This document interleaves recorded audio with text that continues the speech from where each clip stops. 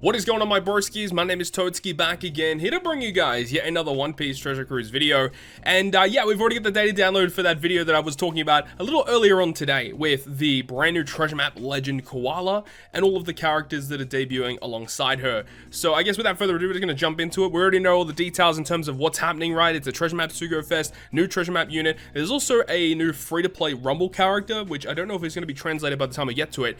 But let's just jump into it, okay? The first one we're going to talk about here is the treasure map Robin. This is the Robin character that we're all going to be farming for. Well, at least the Japan players will be anyway. I really like this artwork. This artwork is freaking awesome, right? So we've got this Robin who is an int cerebral fighter, pretty typical. You see she's got fear resistance, which is pretty good. Maxes out at a 13-turn cooldown. Let's go ahead and have a look at what she does. Shout out to Koala-san, by the way, for the translations. Let's go ahead and get into it. So the captain ability of the free-to-play treasure map Robin is going to go ahead and boost cerebral and fighter characters by 3.75, and if you hit 3 perfects, it boosts them by 4 times, and it heals 1000 HP at the end of each turn. For a free-to-play captain, that's pretty good. Honestly, no problems there whatsoever. The special ability of Robin, as we said, on a 13-turn cooldown, it says for 2 turns, it heals 10 times her recovery at the end of the turn. And then for 1 turn, boost the attack of int, cerebral, and fighter characters by 1.75 times. And if you hit 3 perfects during the turn you launch the special, for 2 turns, it's going to boost the attack of int, cerebral, and fighter characters by 2 times. So I guess that's in the following turn. And it says when the HP is 50,000 or above, or when there are 4 or more enemies on the field, when you trigger the special, for 1 turn, nullify all incoming damage. That's interesting. I don't really know how often this is going to be useful. Nullify damage is always a relatively good effect, but this one does require a little bit of setup in order for that to activate. Of course, the 4 more enemies, you don't see that too often, and also the 5,000... or 50,000 HP. So your HP has to be the value of 50,000 or above, not just like your max HP has to be that. It has to be 50,000 value or above, which, I mean, it's not difficult to do, but it does require setup if you want to nullify damage. But either way, basically, she's a healer and an attack booster for int, cerebral, and fighter characters. Well, it's not bad. You could use it on multiple different turns and stuff. It's pretty cool. Not the best special in the game, but it's fine. It's acceptable. It is a bit weird, though, that she has fear resistance when her special and her sailor effects don't really have, like, utility. Like, I feel like that's just kind of wasted. Like, I think, honestly, hunger would have been a much better effect to have, just comparing to what this is in terms, like, it just doesn't make sense. Like, fear does not make sense for this character. I mean, int orbs are beneficial to all characters, like, fine, and just the stat boost, like, it's just weird, right? It's just very strange. And as we said, fear resistance by 5, and the support effect is just stats, like, nothing amazing there. It is weird that a lot of free-to-play units recently on Japan, like the arenas and the treasure map units, haven't had usable supports. They've all been stat boosters. I just don't get it. Why not give them some type of interesting support effect? It just really doesn't make sense. And then for PvP, we can see that it says to 3 enemies, level 7 attack down, level 7 miss rate, level 7 speed down for 4 psi enemies. Like, very weird. And then int allies, level 5 health, level 3 speed. I mean, passive is good, special is absolute trash. Not very good in Rumble. So that's the brand new Robin. I mean, overall, she's fine. Not the best treasure map unit, definitely not the worst. So now we can talk about the brand new Sugo Fest exclusive character. This is the unevolved version of the brand new Halloween Koala, and then we also have the evolved version of Halloween Koala. This character is going to be a super type character, a super dex fighter free spirit character, which is pretty much what we expected for the classes, but interesting that she is going to be dex. So Koala, her captain effect is going to reduce 20% of incoming damage. Dex, fighter, and free spirit characters will get a 5 times boost with a matching slot. Otherwise, it's a 4.5 times boost instead, but also provides 1.5 times recovery. It actually has been a while since we've had a captain that just outright just boosts recovery. Not very common that you see that. And then it says Dex, Fighter, and Free Spirit characters will treat Strength and Quick Slots as beneficial. That's kind of nice to see. And the crew will counter 10 turns of Special Reverse, which is also what I said in my video. I was hoping that they had like an inbuilt utility effect in the captain, and luckily that is the case. But overall, it's a pretty weird captain effect. Like, it's good, but it's definitely not what I was expecting. I mean, I like the utility, but it's weird that it's just weird. Like, I think it's fine though. You know, 5 times boost with a matching slot. It does give you more matching slots, but I really wish it was like sign int orbs, because we already have another super dex character, literally final tap lore, who's a dex captain that already makes strength and quick beneficial. Like, why not just make sign int beneficial instead? Weird. I mean, obviously we know that this treasure map unit here is it makes int orbs beneficial. I just would have preferred if it made sign int instead of strength and quick. But either way. Special ability, actually I didn't see the cooldown of the special. 12 turns, okay. It's going to reduce 10 turns of the damage with heal debuff. So is this going to link an image? Yeah, so this is like, this is a debuff that's on Japan. I don't know when it arrives to global, but essentially what it is anytime you recover any amount of health, whether it be auto healing, recovery special, any type of healing is converted into damage instead. So you take the amount that you would have healed. It's a very, very nasty debuff. And this Koala is the first character in the game to outright remove it by 10 turns. Then it says, when the HP bar is full, for 1 turn, boost the color affinity of Dex, Fighter, and Free Spirit by 2.5 times. Otherwise, it's going to be a 2.25 times color affinity. Like, honestly, just make it 2.5 color affinity. Like, why even have the condition in the first place?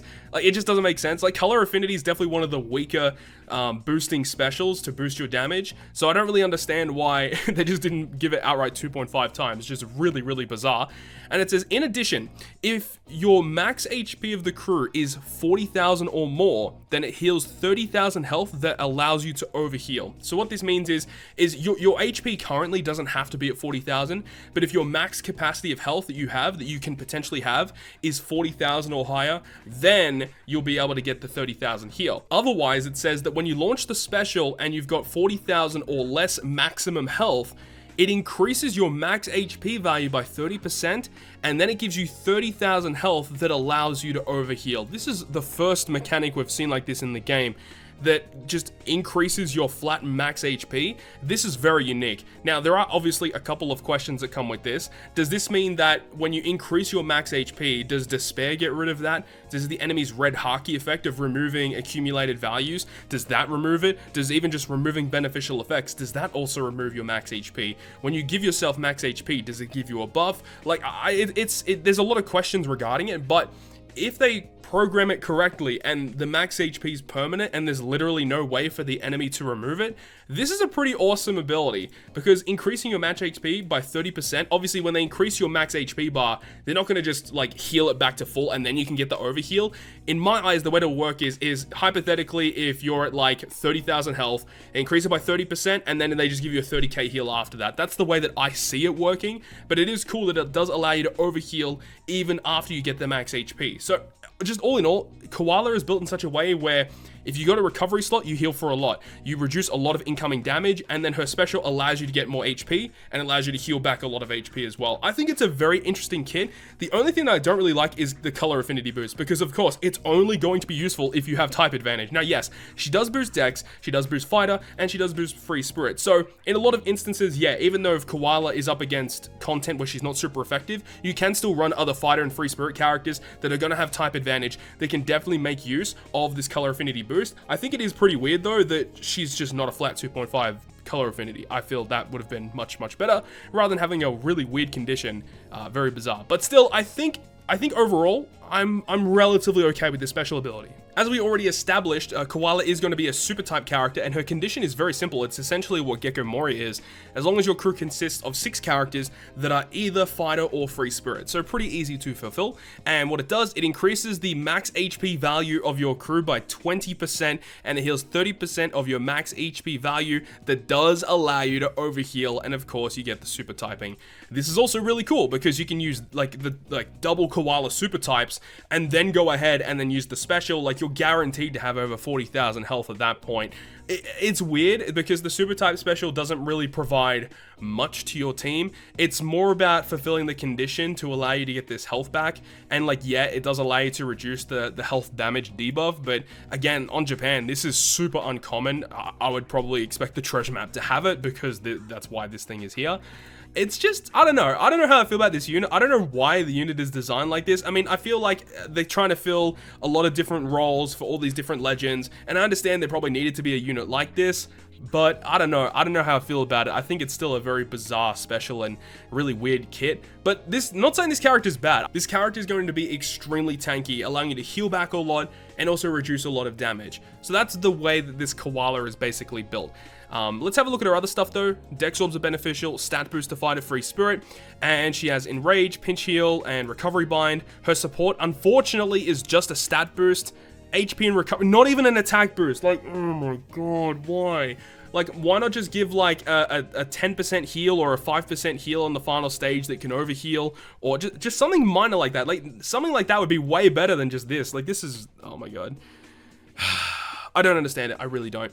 And then the PvP, unfortunately, is like really bad. It's basically what the Halloween Perona was. It's like level 15 attack down, level 15 defense down, level 15 speed down, and heals your Dex characters. It's pretty much what Halloween Perona special was. And then her passive is level 5 attack to Dex. If you got 5 or more characters, then she gives herself level 10 attack. So she's gonna have level 15 attack if you got 5 or more characters.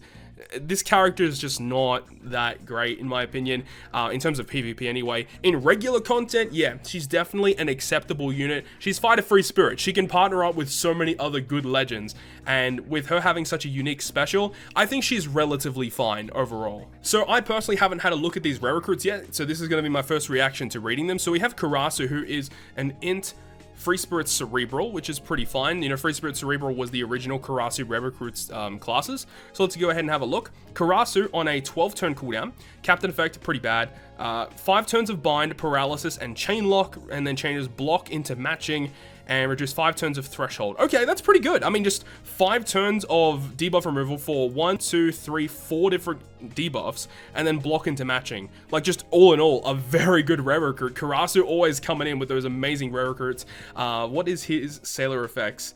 All colored orbs are beneficial. Okay, so he doesn't have like special bind resistance or anything, so you know he can still get inflicted with all those kind of things. But I suppose he doesn't want to be a direct comparison and a direct competition to the original Karasu. But overall, like a really good rare recruit. And does he have a support effect? He does. Once per adventure, when the enemy inflicts you with bind or paralysis, you reduce it by 1 turn. And he attaches to essentially all those Revolutionary Army characters, plus Robin as well. I don't like that they're doing this as well. Recently, with even just rare recruits as well, they're giving them debuff removal, but it's only by 1. And, I mean, it's something at least.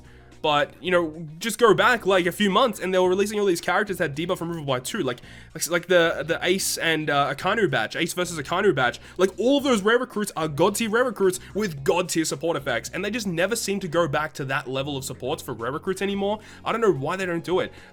It's fine though, just all in all. The special's great, support is fine, would have preferred 2 turns, still relatively good. At least they're giving more supports to the Revolutionary Army because they desperately needed it. And then we have Molle, who is going to be a Dex Free Spirit Striker character. And Molle is... Well, actually, I need to see what his cooldown is. His cooldown is also 12.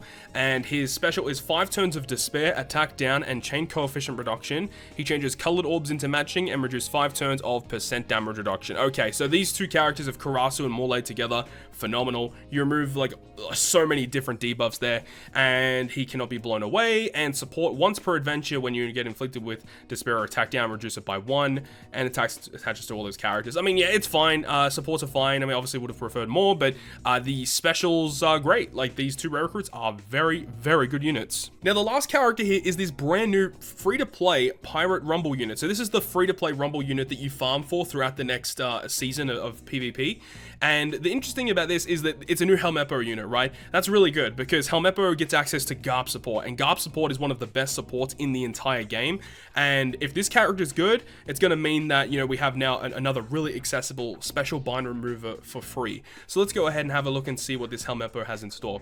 So his special ability on an 11-turn cooldown does a 15% health cut to one enemy that ignores everything, reduce 1 turn of barriers, 4 turns of resilience, and then boost color affinity of slashes and free spirits by 1.75. It's usable. Again, I don't really know how often you're going to use a character like this, but the main reason why I wanted him to be really good was because of the Garb support. Also, Kobe support as well to remove attack down. I think it's blindness as well. So that's another reason why you could use this character on a team. And he's slasher and free spirit, right? So good combination of classes for sure.